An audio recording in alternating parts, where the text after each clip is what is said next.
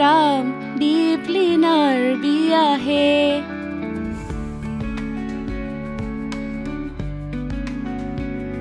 সঁচাকৈয়ে বাৰু দীপলিনাৰ বিয়া নেকি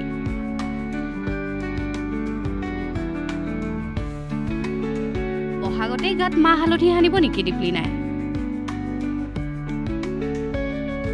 এইবাৰ বহাগতে ঘৰৰ চোতালত ৰভাৰ খুটাৰ পতাৰ কথা এটা ঘুনুঘানাকৈ বতাহত ওলাইছিল কইনা হাজি দীপলিনা হোমৰ গুৰিলৈ ওলাই অহাৰ কথা এটাও আছিল বতাহজাক ফুৰফুৰীয়াকৈ ঘূৰি ফুৰোতেই বিয়া বিয়া গোন্ধ এটাও ওলাইছিল বহু যুৱকৰ চকুৰ টোপনি হৰিণীয়ে দীপলিনা ডেকায় যাৰ হাঁহি মোহিনী বানত সকলো মুগ্ধ হৈ পৰে সেই দীপলিনাৰে হেনো বিয়াৰ কথা ওলাইছে বহাগতেই ন ঘৰখনৰ সোৱাদ ল'ব নেকি গায়িকা দীপলিনাই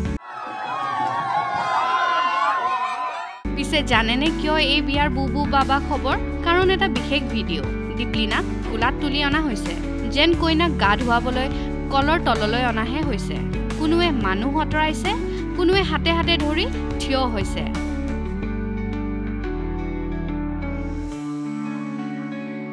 কোনোৱে আকৌ আঁতৰাইছে ৰভাৰ কাপোৰ কিয়নো কোলাত উঠি দীপলিনা আহিছে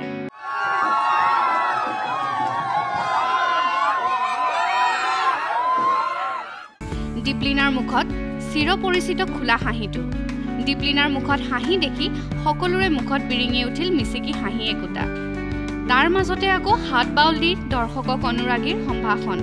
হাঁহি ধেমালিৰ কিৰিলিৰ এজাকত পৰিৱেশটো হৈ পৰিল ভাল লগা এয়া কাৰ্বি আংলঙৰ বকলীয়া ঘাটৰ দৃশ্য কপৌফুলীয়া ৰঙৰ পাৰিৰে ফুট বগা কাপোৰ এসাজ পিন্ধি মঞ্চত দীপলিনা ডেকা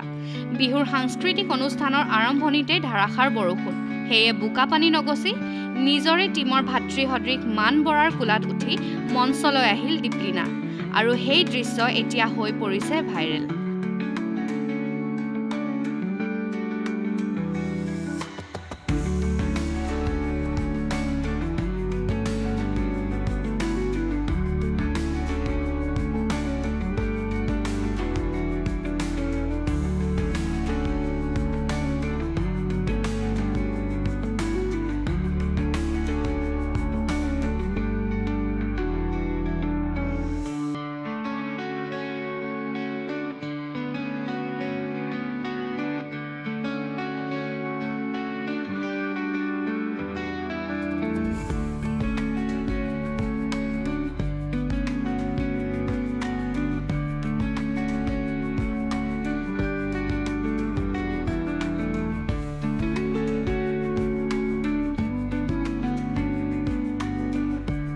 টেষ্ট ৰিপৰ্ট প্ৰথম খবৰ